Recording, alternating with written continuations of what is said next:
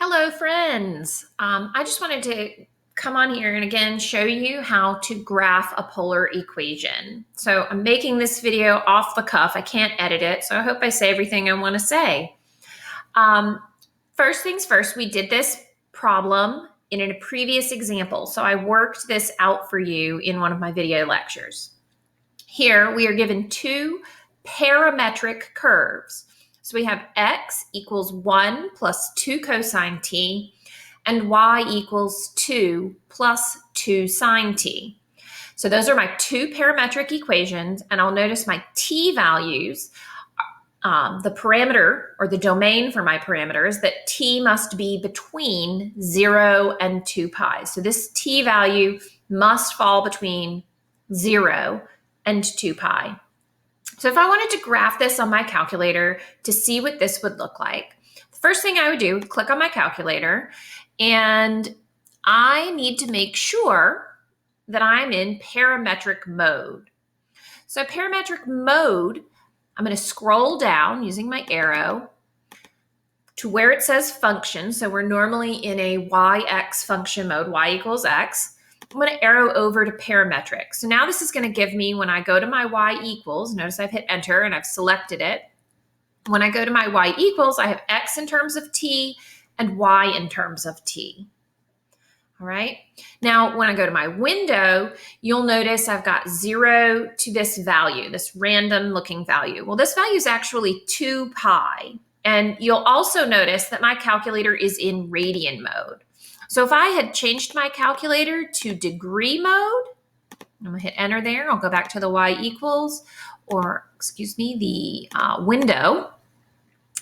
So if I was in degree mode, I might want this to go from 0 to 360 because that would be one full rotation. So you just need to make sure that you are setting it appropriately for the units that you're using. And of course, we prefer to stay in radian mode once we understand radians better, right? So we initially started preferring degree mode in this class, but now radian mode should be easier for us to deal with.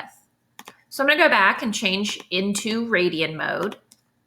So just pointing that out and making sure that we think about it. So if we wanted to graph these, I'm going to type for my x 1 plus 2 cosine t. So I'll go back to my y equals. I've got 1 plus 2 cosine t. When I push my variable button, I get a t value now instead of an x. And for my y, I'm going to have 2 plus 2 sine t. 2 plus 2 sine t. So I'll hit zoom 6 first. So in this situation, it zooms straight onto the screen. And one thing we notice is we graphed this in our, or we found the new Cartesian equation in our video, which we did previously. This doesn't look like a circle, which we said this was. We said this was a circle of radius 2, notice those coefficients in front of sine and cosine, and a center at 1, 2. Why doesn't this look like a circle? Well, we might need to hit zoom and then option 5. So that puts us into a square window. You can see now we have a circle centered at the ordered pair 1, 2 with a radius extending out in each direction of 2 units. You can zoom in. So I could hit zoom 2, which will zoom in on wherever you want to zoom in. I'm going to move my little arrow over here to the center-ish region before I hit zoom. So it's going to zoom in on the center of that graph if you needed to see more. And it will stay in that square window unless you change your window. Now, really quickly, this was already set to 0 to 2 pi. You'll notice over here in the notes that my t parameter exists between 0 and 2 pi. You need to make sure that this is between 0 and 2 pi, or you're not going to get the correct graph. Now, what if I had it go from 0 to, say, pi over 2? How much of my curve will be graphed? So I'll hit graph here. Notice we're only graphing 1/4 of that curve. Pi over 2 is 1/4 of our unit circle. So I'll go back to my window. I'll change that back to 2 pi since that is what was specified.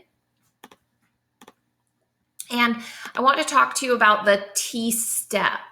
So T-step says how many steps we're going to be calculating.